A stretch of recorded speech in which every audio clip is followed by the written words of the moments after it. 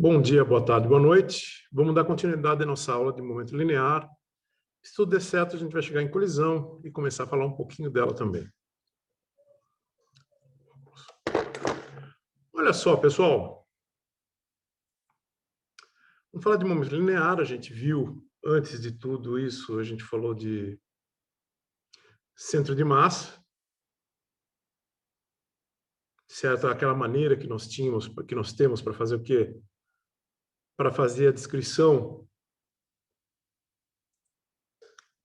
desse local onde a gente pode considerar a massa concentrada. Eu discuti com vocês que, no fundo, é o que a gente tem feito até agora, antes de tratar de sistemas contínuos, de centro de massa, é descrever partículas. Ou, de uma maneira mais interessante de visualizar, a gente poderia dizer sem problema nenhum que a gente estava tratando, desde o começo, do movimento de centro de massa de diversos objetos. Quando eu pegava um caso de uma partícula fazendo um movimento parabólico, a gente pode ver nessa figura sem problema aqui, que a gente vê que o centro de massa realiza um movimento parabólico. O que eu quero hoje dar continuidade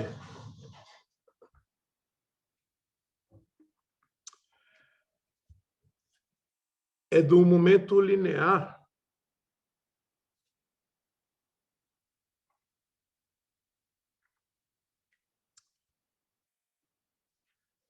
o que a gente vai falar agora é do momento linear, tá certo? Se vocês lembrarem que nós falávamos o seguinte, que quando a gente tinha um momento de uma única partícula, certo? E que se o somatório de todas as forças que atuavam sobre essa partícula era igual a zero, nós dizíamos que o momento da partícula era constante. Certo? Agora a gente vai começar a falar do sistema de partículas. E como prometido, a gente vai ver que vai ter uns resultados bem interessantes quando a gente explora o sistema de partículas e leva essa característica. Perfeito?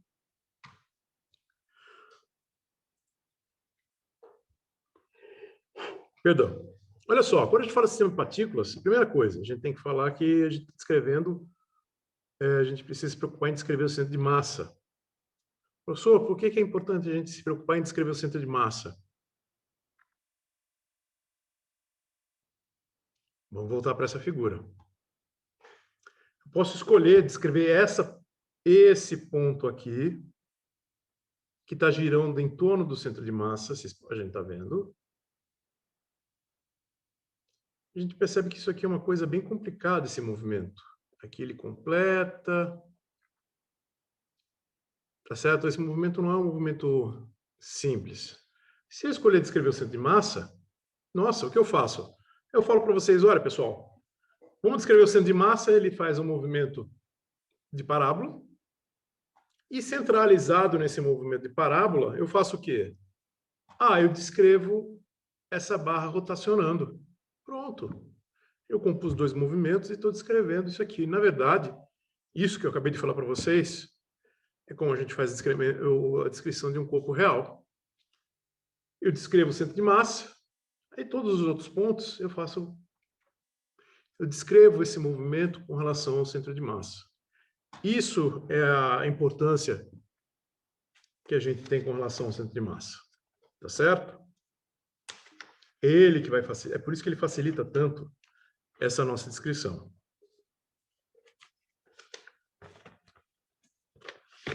Então, olha só.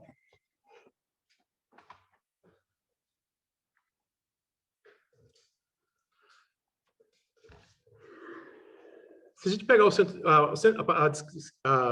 perdão. Se nós pegarmos a descrição do centro de massa e a gente tomar a derivada temporal dessa expressão, a gente percebe que a derivada do centro de massa com relação... Lembra, massa é constante, isso aqui é a massa total do sistema. Cada uma das massas do objeto é constante, tipo, é uma partícula, é um pedacinho do objeto, isso não varia. Quando eu faço isso, a minha derivada faz o quê? Ela vai só atuar na posição. Pessoal, Isso aqui vai ser a velocidade do centro de massa, V maiúsculo, é dr dt, 1 sobre m, somatório de cada massa da posição. Essa derivada é a velocidade de cada uma das partículas. E se eu multiplicar pela massa total do sistema, emissão dos dois lados, a gente tem isso aqui, ó. Eu vou fazer no brown board, porque eu considero importante a gente verificar isso. Não vou fazer agora, porque, obviamente, esqueci de ligar o brown board, o celular.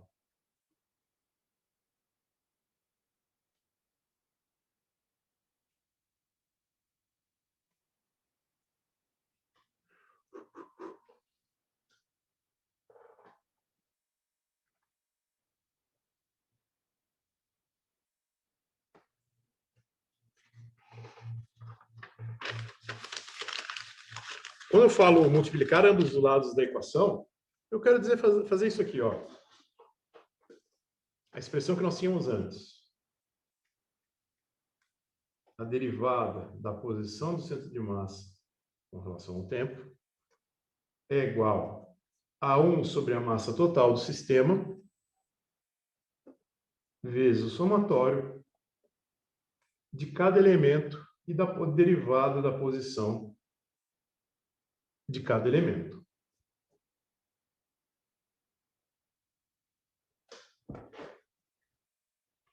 Vou multiplicar os dois lados pela massa total. Então, tenho massa total dr dt. Essa massa vai cancelar com essa, então é somatório de I, mi, dr minúsculo, que é, de novo, a posição de cada elemento, dt. Pessoal, isso aqui é a velocidade do centro de massa, que é a velocidade de cada um deles. Massa vezes a velocidade do centro de massa dá o quê? Dá o somatório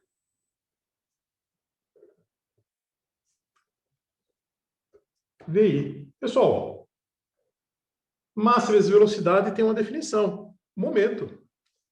Esse é o momento, vou representar sempre um P maiúsculo, é o momento de centro de massa. Isso aqui é o somatório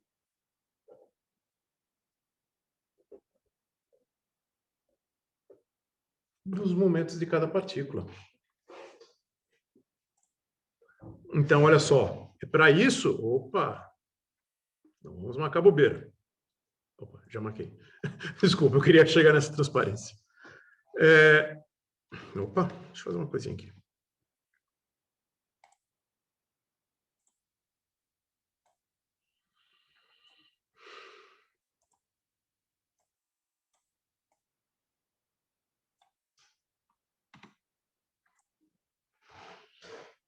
Definição de centro de massa. Eu represento por P maiúsculo, somatório de cada um dos momentos. M, V maiúsculo, que é a velocidade de centro de massa.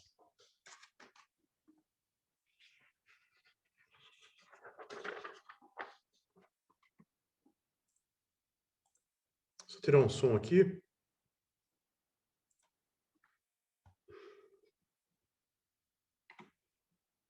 Eu não consigo colocar música para vocês, mas consigo vazar o som do WhatsApp. Fazer o quê?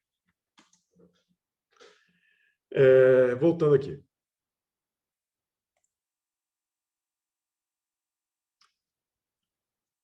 Então, olha só. A gente acabou de definir momento para o sistema de partículas, certo? Quando eu falo momento para o sistema de partículas, esse é o momento do movimento do centro de massa, tá certo, pessoal? É bom sempre ter isso claro. Cada partículazinha vai ter o seu momento próprio, e esse conjunto de momento próprio de cada partícula forma um momento de centro de massa. Por quê? Porque veio da expressão da posição de centro de massa que a gente tinha visto.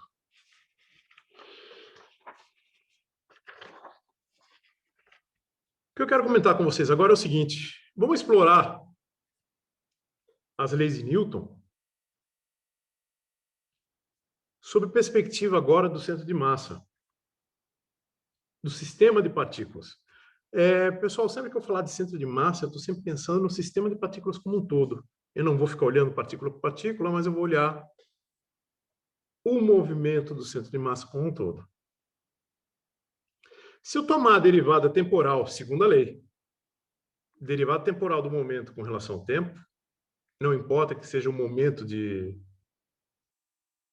centro de massa, o lado esquerdo já está resolvido. E o lado direito é o quê? Vai ser a derivada do momento com relação ao tempo, somatório de cada um dos momentos. Não importa. Esse somatório dos momentos é o somatório de todas as forças do sistema, que atuam no sistema e sobre o sistema, isso é igual ao que a gente chama de força resultante. Então, olha só, se a gente omitisse... Não tem como fazer isso. Se a gente omitisse esses dois termos no meio, uma pessoa distraída ia falar, não, o professor está reescrevendo a segunda lei de Newton, só que em vez de usar P minúsculo para o momento, ele está usando P maiúsculo. Vocês que já estão ligados, assim, não, espera. Ele está escrevendo a segunda lei, onde o lado esquerdo, ele está escrevendo na forma do momento do centro de massa, e o lado direito é a variação de momento de cada elemento que forma o sistema. Isso é igual ao somatório de todas as forças que agem em cada uma das partículas. Está aqui. Tá? Se fosse para a gente ser muito mais criterioso, eu iria colocar um segundo somatório. Tá? Mas não precisa. Não porque a gente precisa agora. Isso é igual à força resultante do sistema. Só me servir de água, pessoal. Desculpa. Hidratar é sempre bom.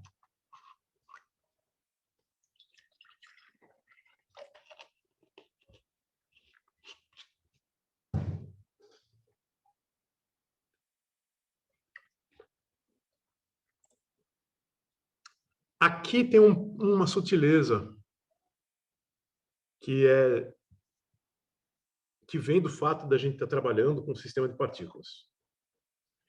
Essa força resultante, essas forças aqui que atuam em cada uma das partículas, elas podem, quer dizer, em cada uma das partículas, não, no sistema todo, quer dizer, nas partículas constituintes do sistema, podem ser divididas em duas. O que a gente chama de forças internas e o que a gente chama de forças externas. O que são forças internas e o que são forças externas, efetivamente? Vamos voltar para o Brown Board. Então, olha só, vamos imaginar a seguinte situação. Estou, por enquanto, só reescrevendo a expressão. A derivada do momento do centro de massa com relação ao tempo é igual a todas as forças que atuam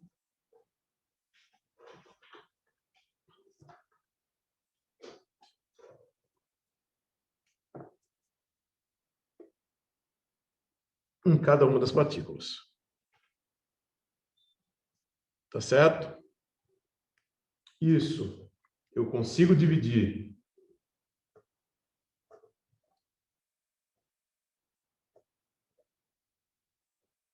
em forças internas mais forças externas. Percebam que é o mesmo índice. O que eu quero dizer com isso? Sobre uma mesma partícula, e a iésima partícula, eu posso ter forças internas e forças externas. Por isso que eu faço essa divisão. O que são forças externas e forças internas? Pessoal, eu vou fazer desenho com 2, 3 partículas só, mas vocês vão entender a ideia. Eu vou desenhar uma fronteira só para facilitar para a gente. Eu vou dizer que eu tenho essas partículas aqui dentro.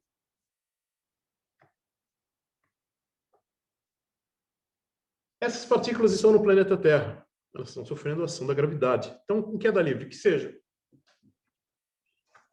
Vamos usar a notação que a gente tem usado até agora. Quer dizer, se eu encontrar o lápis verde, eu vou falar para vocês. Olha, a gravidade eu vou representar por forças verdes. Então, aqui, ó.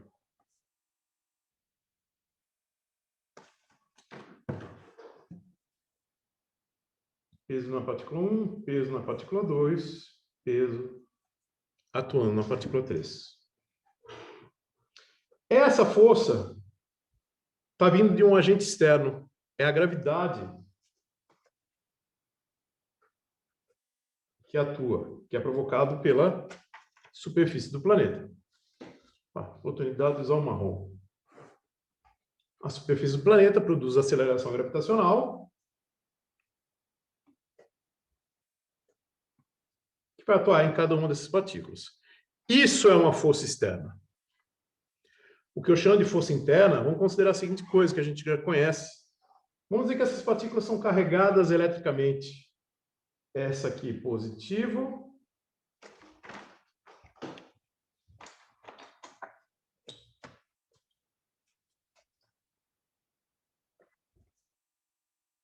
Essa aqui negativa.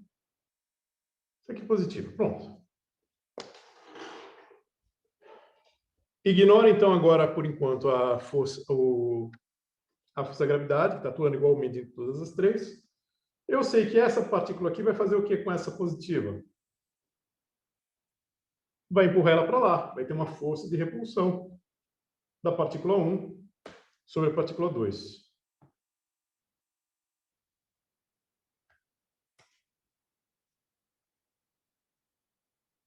E essa partícula aqui, que é a partícula 2, provoca sobre a partícula 1. Essa aqui vai ser atraída para essa aqui.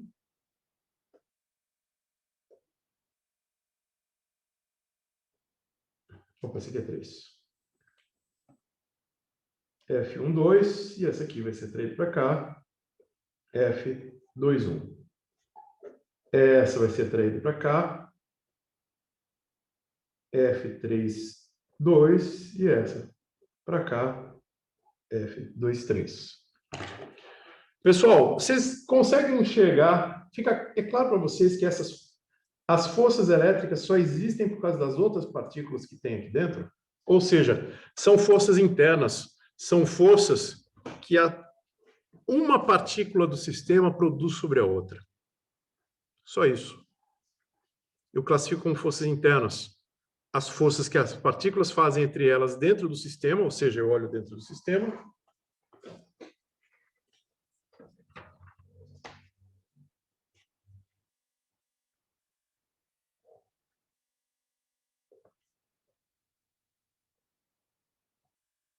Essa só faz se for sobre essa sobre essa, essa sobre essa, sobre essa. Essas forças que eles provocam não tem nada a ver com agentes externos, a gente fala que isso é força interna. Somente isso. Tá certo? Agora eu vou mostrar para vocês por que forças internas não provocam alteração no momento do sistema. Só forças externas. Eu vou usar só duas partículas para simplificar o máximo possível. Se eu fizer com uma partícula só, não faz sentido. Uma partícula não faz só força sobre ela mesma.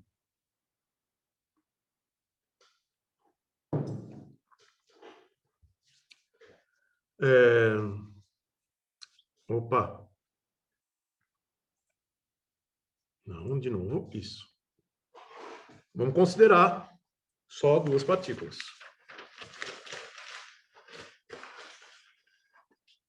Certo? Nessa situação, vamos considerar que as únicas forças que atuam aqui dentro são forças internas, ou seja, nessa situação aqui, esse termo desaparece. Eu só fico com esse termo. Certo? Isso vai levar para a conservação do momento linear, eu só adiantei aqui. E, de novo, não tem forças externas.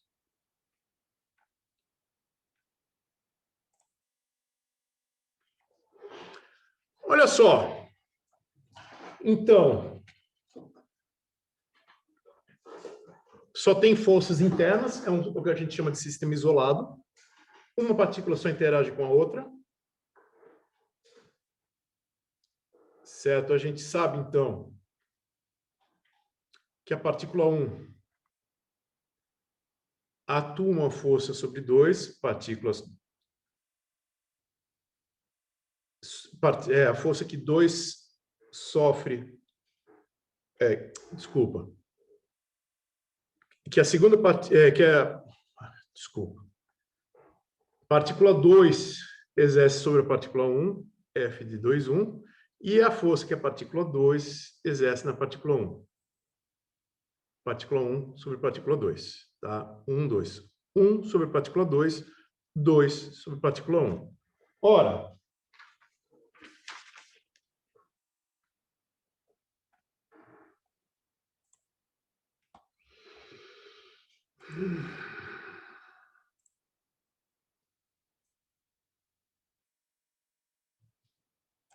vou pegar essa situaçãozinha aqui para a gente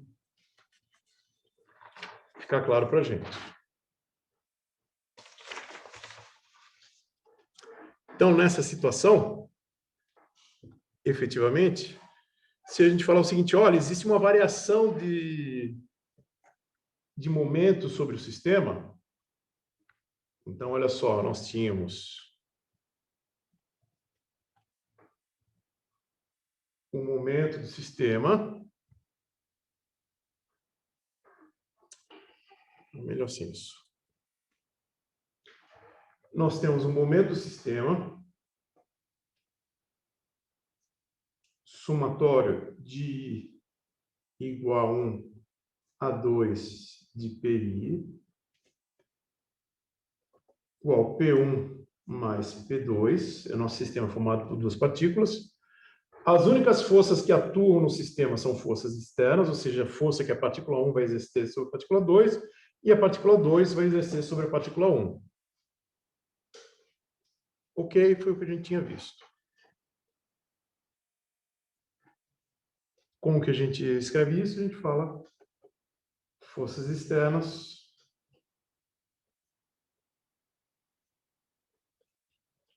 igual a zero. Eu tomo a derivada temporal do sistema como um todo, então tem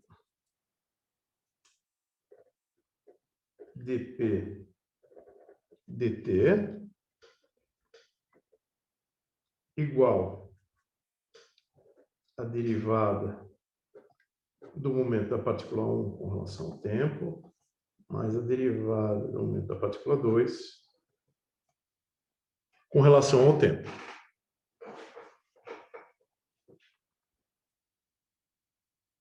Como nós vimos, aplicando a segunda lei, a gente sabe que a variação do momento da partícula 1 é causada pela força que a partícula 2 exerce sobre ela.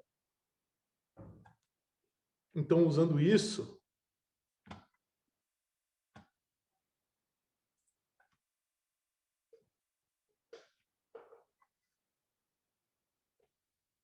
a gente vai ter o quê? Então,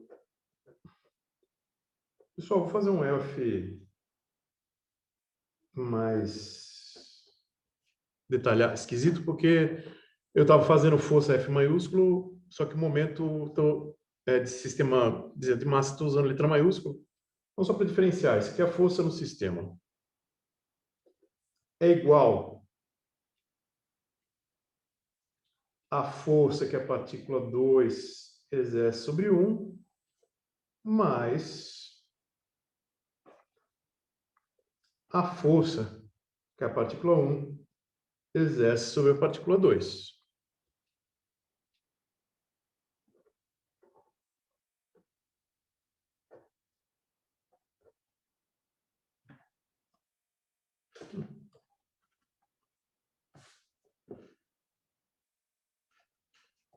Deixa assim.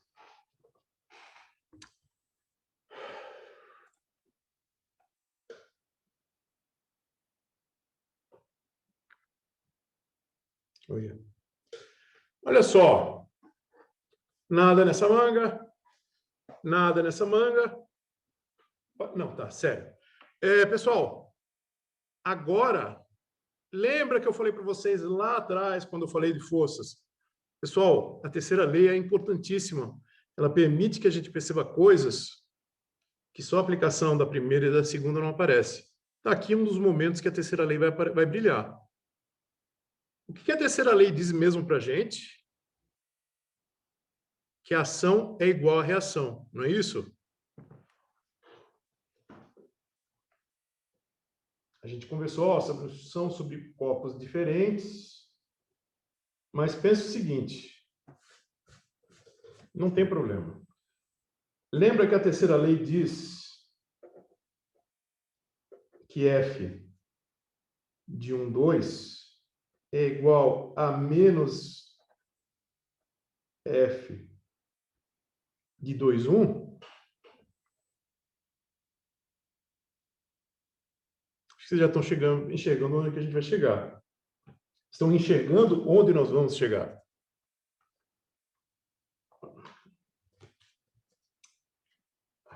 Peguei um rascunho ruim, pessoal, desculpa. Para escrever em sala, para anotação, mas para aula está ficando ruim com essas imagens. Vamos para cá. Olha só. F que um causa em 2 é igual a menos a força que 2 sofre por 1. Vou pegar isso aqui e substituir aqui. Eu vou ter o quê? dP dt igual a F de 2, 1 menos F de 1, 2.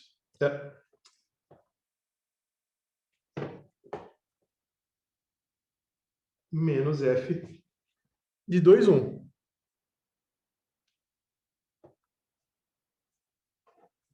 Isso aqui dá zero, pessoal.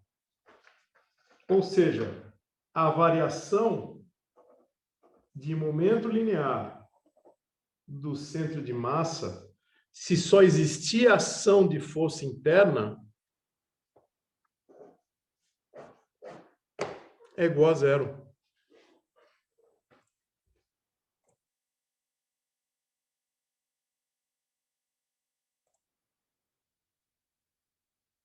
Certo? O que isso significa? Pessoal, isso significa que a gente tem o significado é idêntico ao que a gente tinha... Opa, perdão. O significado é idêntico ao que a gente tinha antes, quando nós tínhamos uma única partícula.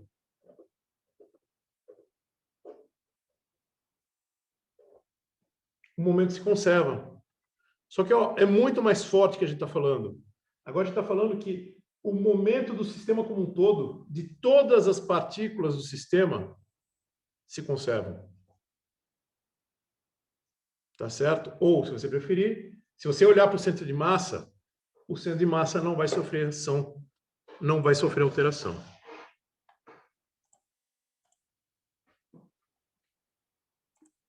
Está aqui um exemplo. Uma foto estroboscópica de uma chave inglesa se movendo numa superfície com pouco atrito. Tá certo? Pouco, mas não é nenhum atrito. Depois eu discuto por que a gente percebe que existe algum atrito no sistema. A gente percebe que a chave inglesa está girando, mas esse ponto branco é o centro de massa. Pessoal, ele foi jogado sobre uma mesa, ou seja, não tem nenhuma força além do atrito atuando nela. Ele vai fazer um movimento retilíneo uniforme, está aqui, ó. Mesmo que a chave fique girando, meio estranho. Por que a gente percebe que tem atrito nessa mesa?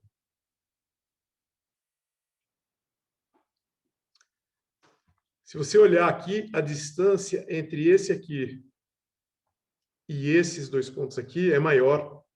Você percebe a olho nu isso aqui. significa o quê? Que o atrito está diminuindo o movimento da partícula, mas não é alterar a direção, está indo em linha reta. Tá certo? Ou seja, o centro de massa não tem nenhuma força, ou não deveria ter, além do atrito, tá? Ele vai andar em linha reta. Voltando para aquela figura que vocês conhecem, eu peguei uma outra versão daquela figura. Está aqui. Uma partícula, vou considerar a bola, essa bolinha como uma partícula, fazendo um movimento de parábola. Mas se eu pegar um taco e jogar ele girar, apesar desse movimento do taco, o centro de massa se comporta do jeito esperado. Por quê? Existe uma força externa atuando no centro de massa, então não tem conservação. Qual que é a força que está atuando aqui? A força da gravidade. Você dá uma velocidade inicial, a aceleração da gravidade vai diminuindo a velocidade da componente em y, do centro de massa, não altera a componente em x, e ele faz o movimento centro de massa, de parábola. Tá certo? Então, aquela expressão que eu escrevi para vocês, que a força resultante, que no fundo é a variação do momento com relação ao momento de centro de massa com relação ao tempo, é igual ao somatório das forças internas mais as forças externas, e acabou de ver que ela se reduz ao quê? A só as forças externas. Eu não preciso me preocupar com essa descrição das forças internas do sistema. Quando sobre a atuação de uma força externa, aí tem isso que eu te falei, o atrito está diminuindo o movimento aqui, ou, nesse caso, a gravidade, que faz ele fazer um movimento parabólico. Tá bom?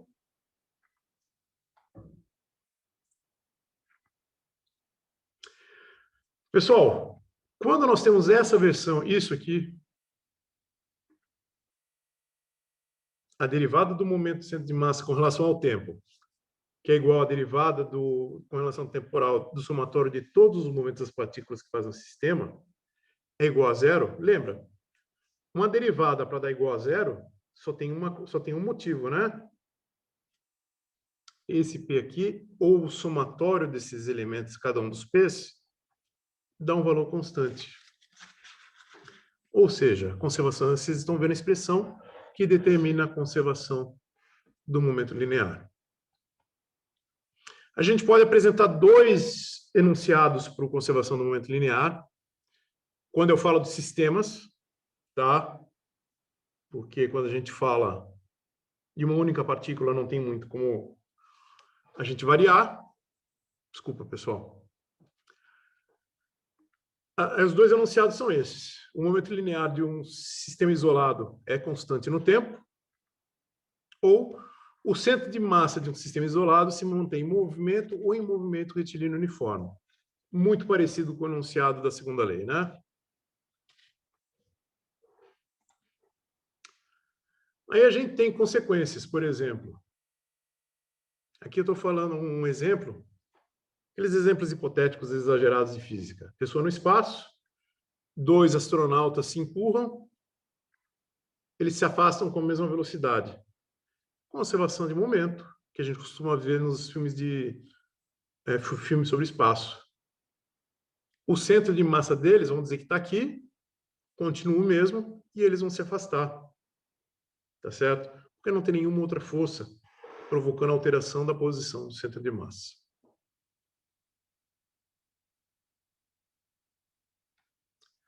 Pessoal, deixa eu só fazer um negocinho rapidinho.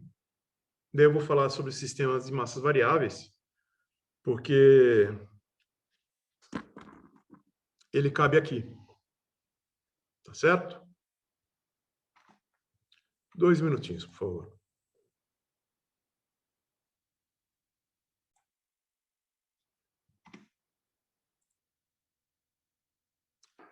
Olha só, agora a gente vai falar de massa variável.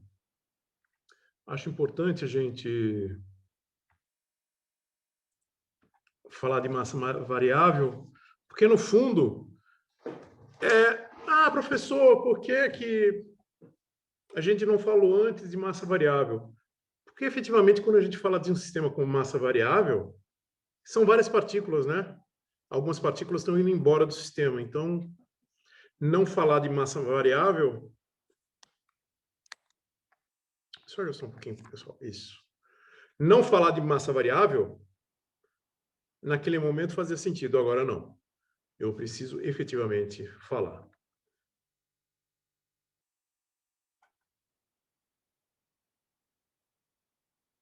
Uma coisa importante sobre massas variáveis, que eu coloquei, inclusive eu coloquei aí primeiro, esqueci de comentar de cara, é que uma partícula, uma força interna, não pode autopropelir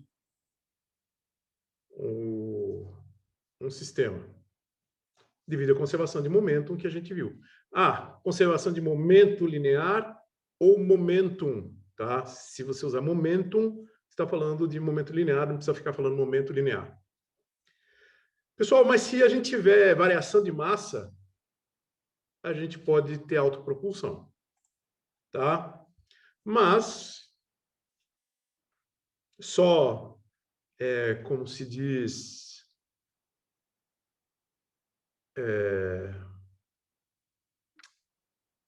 ilustrando aquilo que eu falei antes,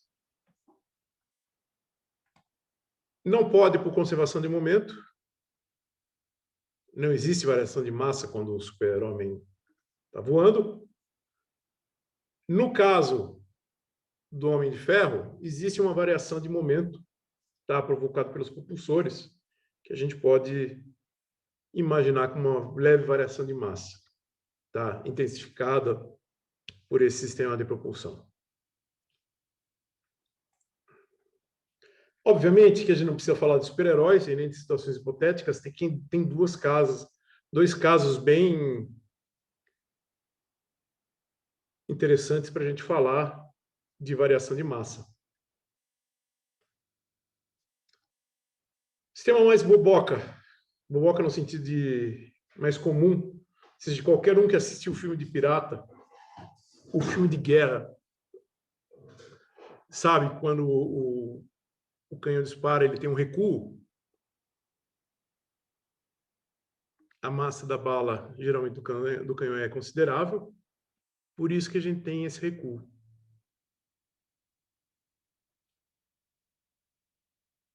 E caso de foguete. Se tem combustível, o combustível é queimado, ele provoca uma reação que eleva a variação da massa, mais a queima, provoca a propulsão do foguete. Então, vamos tentar encontrar a expressão para variação da velocidade usando a queima do combustível. Tá certo? Vamos simplificar ao máximo, porque o objetivo aqui é mostrar para a gente só o efeito da queima do combustível para movimentar a partícula, o foguete, tá? Se a gente colocar a gravidade, a coisa fica um pouquinho mais complicada. E a ideia é só apresentar como que funciona para vocês. Tá bom?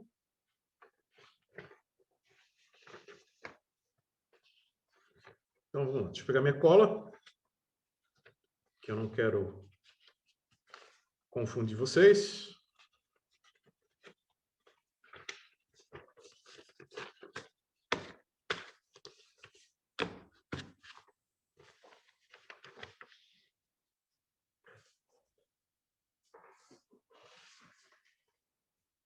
E vamos para o nosso bom e velho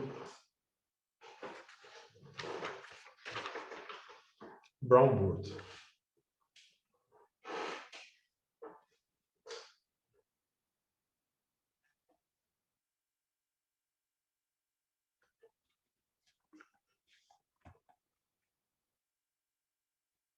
Olha, a última mesmo.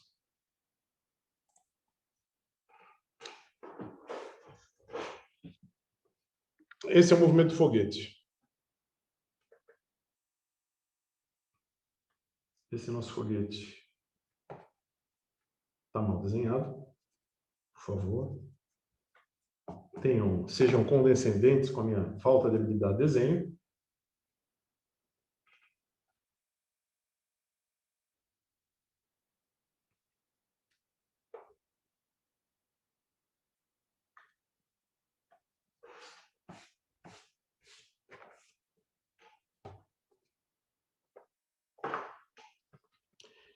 Então, olha só. O foguete tem velocidade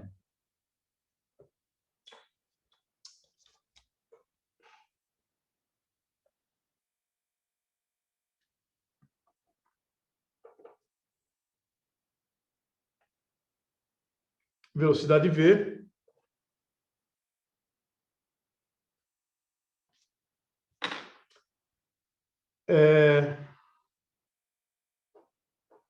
A queima do gás, essa queima do gás tem uma velocidade, certo? Essa velocidade, eu vou escrever ela como vetor velocidade v mais velocidade u, onde a velocidade u é a velocidade de propulsão com relação ao foguete. Tá certo? Um sistema de coordenadas preso ao foguete. Preso qual onde? Ao centro de massa do foguete. Que vai mudar, mas só para dar ideia para a gente. Perfeito?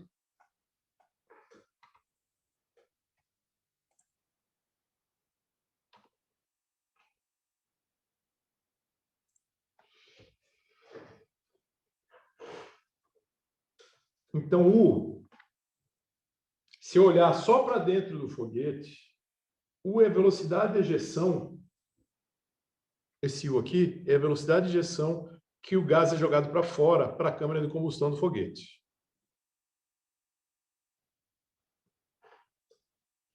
Então, a variação de momento nessa situação, só para ilustrar para a gente,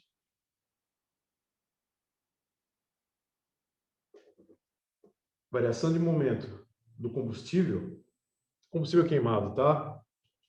É o momento inicial menos o momento final menos inicial, que é igual a massa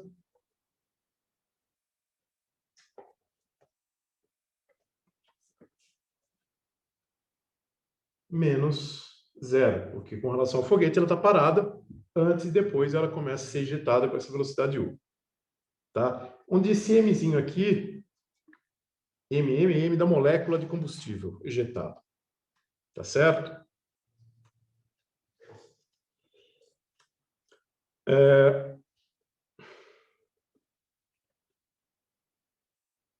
A gente quer agora fazer o cálculo da massa ejetada pelo foguete, pela queima do combustível. A melhor maneira da gente modelar isso, acho que uma maneira mais fácil, em vez de escrever, dizer assim, olha, minha massa é uma m de t, qual que vai ser a cara desse m de t? Eu vou dizer que é uma taxa de queima vezes a variação do tempo. Certo? Esse R é a taxa de queima.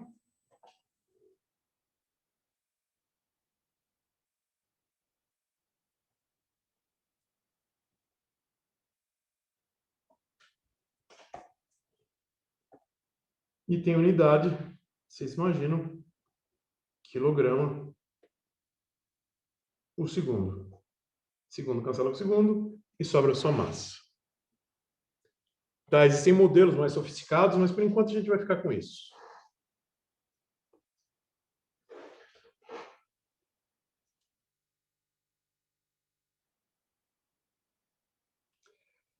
Aqui a gente pensa o seguinte, quando o foguete, o combustível é queimado, ele é ejetado para fora. Existe um impulso do gás. Tá certo? Lembra, a gente considera aquelas forças que atuam muito rapidamente como se fosse impulso, para a gente poder fazer uso do teorema do impulso. Tá certo? E pela conservação de momento, o impulso que o gás sofre é o mesmo que o foguete sofre com sentido contrário. Então, o gás recebe um impulso ΔI e o foguete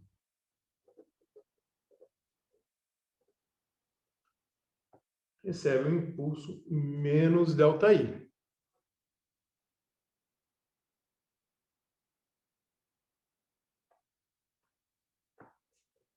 Então, se olhar para o foguete, menos ΔI, definição de impulso é velocidade. Velocidade de quem? Velocidade do gás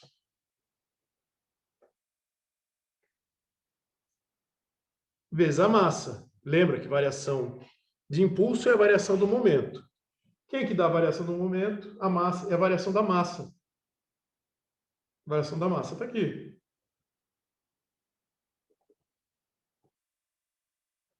R ΔT.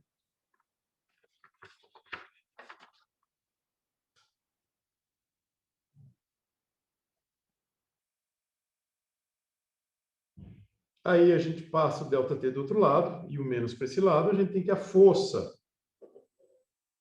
que o foguete sofre é a variação do impulso pelo tempo. Força média, lembra? Teorema do impulso, momento. Que é igual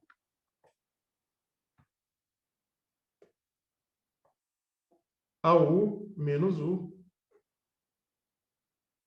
vezes a constante de queima.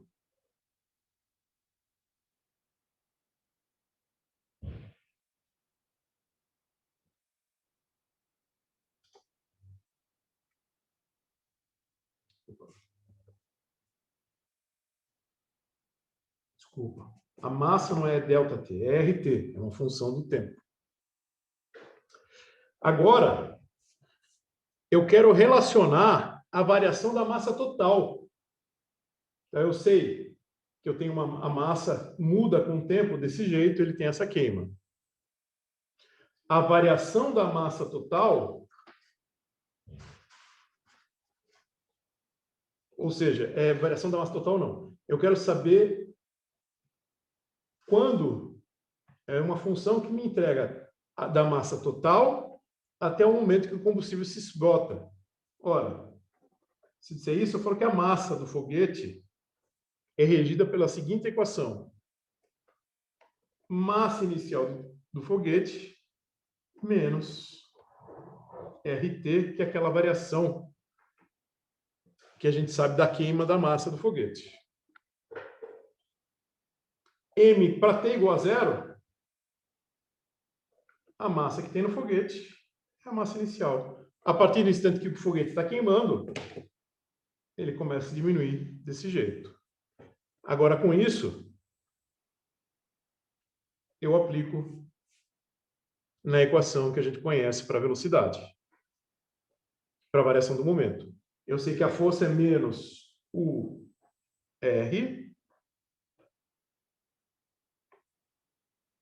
igual a massa vezes a variação do tempo dt. Só que qual que é a massa? A massa é essa aqui.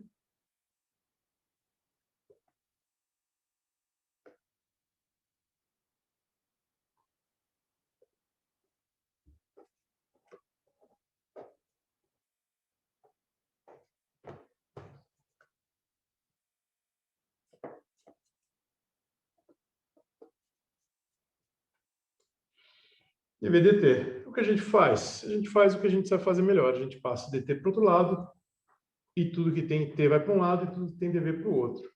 Então, eu passo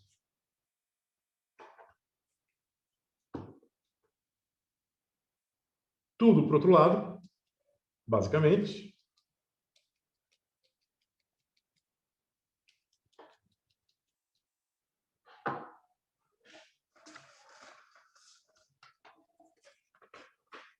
Só um instante que eu preciso recarregar a arma.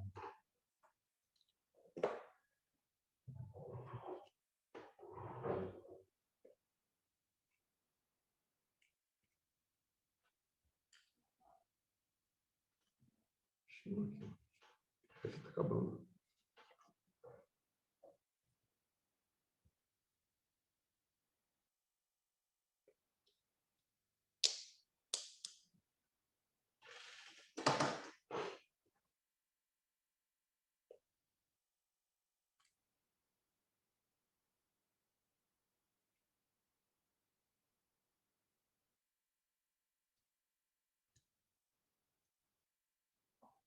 Então, voltando para cá. Vou passar o DT para o outro lado e vou deixar tudo que não tem tempo desse lado aqui.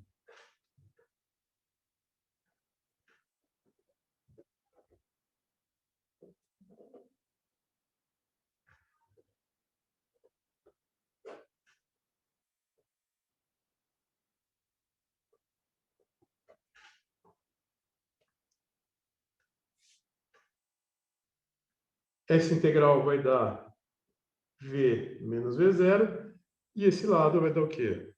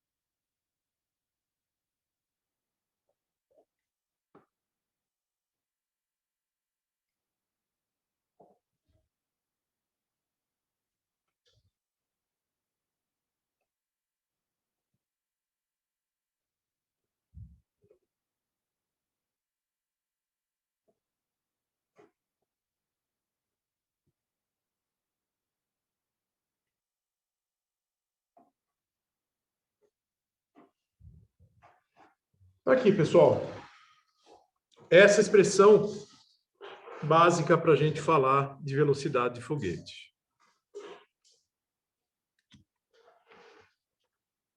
Esse U, quer dizer, o U que eu usei aqui é essa velocidade na expressão, que o gás é expelido. Velocidade em que o gás é expelido dá variação de velocidade do foguete. Tá bom?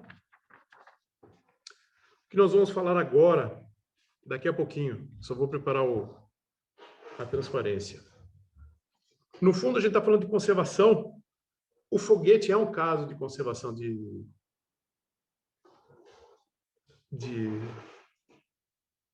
momento, certo? Parte da massa está indo para um lado, outra parte está indo para o outro. Tá? E agora... Ah, professor, mas quer dizer que o centro de massa do foguete fica paradinho aqui e ele vai embora lá? Não, pessoal. Lembra que a gente está considerando o fato que a gente não está usando a força gravitacional por enquanto. A gente está vendo como que a velocidade varia com a queima do combustível. Para ter movimento do foguete, a gente precisa conseguir fazer essa mesma análise que a gente fez, só que colocando a força da gravidade. Tá? Agora a gente vai falar do quê? A gente vai falar de uma coisa muito legal chamada colisão. Vamos falar de colisões. Por que colisão é legal? Pessoal, porque agora a gente foi apresentado a conservação de momento. Antes nós havíamos sido apresentados a conservação de energia mecânica. Com essas duas leis de conservação, a gente pode falar de colisões. E é isso que a gente vai fazer.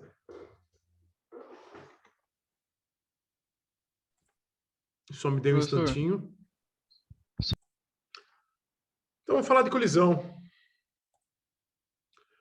Olha só, vamos falar de colisões. Eu acho que é importante a gente ver. Pessoal, não se assustem com essa data, eu esqueci de atualizar, eu dei uma revisada no material e deixei passar isso. Perdão.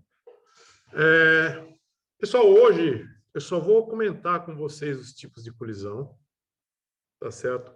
Por que que o conceito de colisão é importante? E amanhã, a partir das 11h10, o pau vai torar, porque daí vai ter bastante consta.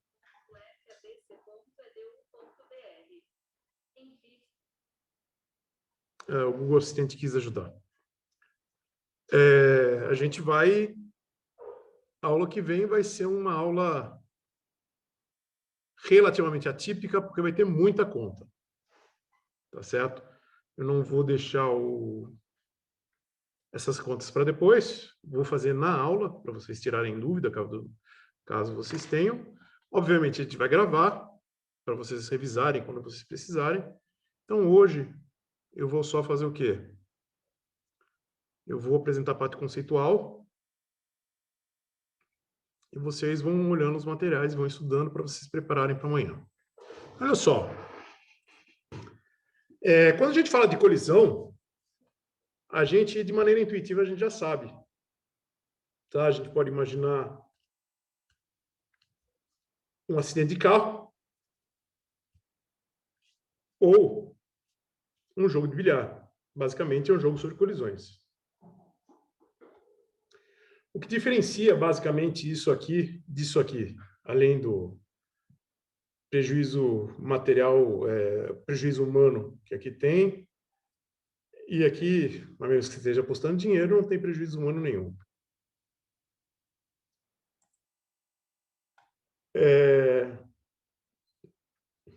Só um instante, pessoal. Tá difícil hoje. Como que a gente define uma colisão? A gente consegue diferenciar, a gente sabe que tem alguma coisa diferente aqui entre esses dois casos. Tirando essa parte da prejuízo material, tem alguma coisa diferente acontecendo aqui? O que é exatamente? E a gente sabe identificar que tem uma coisa diferente entre eles e tem uma coisa em comum. Assim, putz, mas o que é essa coisa em comum? Essa coisa em comum é o que a gente chama de colisão. Para a gente caracterizar o conceito de colisão, é a gente pensar, do ponto de vista formal, para a gente fazer conta, uma análise formal do que está acontecendo, é a gente pensar, olha, colisão é a interação entre dois corpos de uma duração limitada. Aqui o truque é a palavra interação. Vocês já estão percebendo que a gente tem forças impulsivas envolvendo aqui no meio. Tá? Mas mais do que isso, eu não estou preocupado com a força impulsiva da colisão. Claro que eu posso calcular, sem problema nenhum. Mas o bonito aqui é que a gente pode, numa colisão, isso é a chave. Eu consigo caracterizar um ponto antes e um ponto depois da colisão. Um momento antes e um momento depois. Pessoal, a gente consegue, através de colisão, tirar várias informações de um sistema. Tá certo? O LHC, no fundo, é um colisor, onde você usa leis de conservação e colisões para tirar informações do que está acontecendo lá dentro. Obviamente que não vai usar só conservação de energia e conservação de momento. Existem outras leis de conservação em física que são consideradas numa situação tipo do LHC.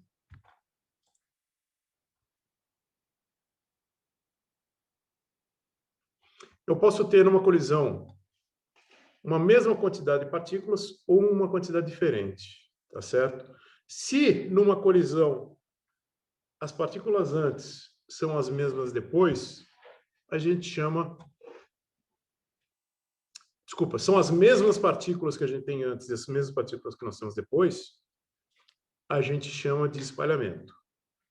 Se existe um número diferente delas ou essas partículas mudam, aí a gente chama de reação, tá certo? É uma colisão que dá origem a uma reação. Como que a gente caracteriza colisão graficamente? Um mapa mental, se vocês gostarem de usar esse tipo de palavra. O tempo está indo da esquerda para a direita. Eu tenho partícula 1 Partícula 2. Existe uma região de interação, o processo efetivo de colisão e um depois. Pessoal, bonito de usar a lei de conservação de energia e de momento é que eu não preciso me preocupar com essa região do meio. Se eu disser que tem conservação de energia e momento, eu só preciso saber o quê? Energia e momento aqui e energia e momento aqui depois. Essa que é a grande força do conceito de colisão que a gente usa. Tá certo? Óbvio que a coisa não é tão simples que a gente precisa saber, por exemplo, quais são as quantidades conservadas. Existe colisão que não tem conservação de momento ou conservação de energia? Olha, a gente sempre trabalha com conservação de momento, em que tem ou conservação de momento, ou conservação de energia, ou conservação dos dois. Aqui a gente tem exemplos de um caso em que não tem conservação nem de momento e nem de energia. Esse tipo de colisão. Por quê? O carro está mudando. A energia da colisão foi transferida para onde? Para a forma do carro. Aqui, quando a gente fala de bilhar, numa situação ideal, a gente sempre fala que tem conservação de momento e de energia.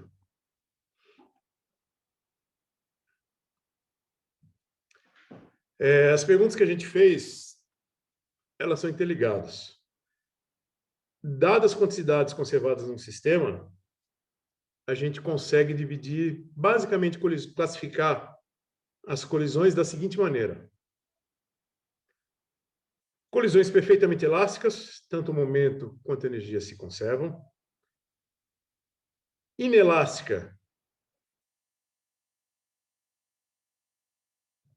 O momento linear é conservado, mas não a energia cinética. E colisões perfeitamente inelásticas. O momento linear é conservado, mas não a energia cinética, mas tem um complemento. Os dois corpos ficam reunidos depois da colisão. Que é esse caso aqui, né? Mas o carro parou, ele não tinha que continuar movimentando. Pessoal, lembra que a árvore está presa. Isso aqui não é um sistema simples. Tá? Se a árvore tivesse solta, provavelmente o carro ia bater, ia fazer um estrago razoável e os dois iam continuar andando com velocidade constante. Mas estamos falando de um sistema real que interage com outros sistemas. É por isso que teve a parada do carro. Tá? O que a gente vai fazer na aula que vem? Se vocês quiserem adiantar, fique à vontade, se não, revisem o material e amanhã a gente vai explorar bastante isso do ponto de vista de conta. Eu vou fazer as contas para as colisões perfeitamente elásticas, unidimensionais e bidimensionais. E a gente vai ver alguma coisinha para colisões perfeitamente inelásticas e inelásticas. Tá bom?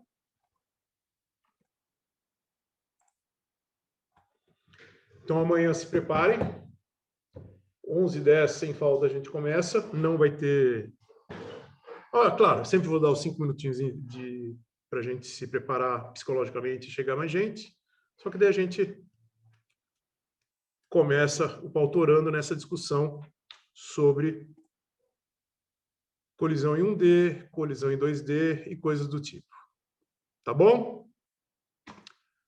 Obrigado, pessoal, e até a próxima aula.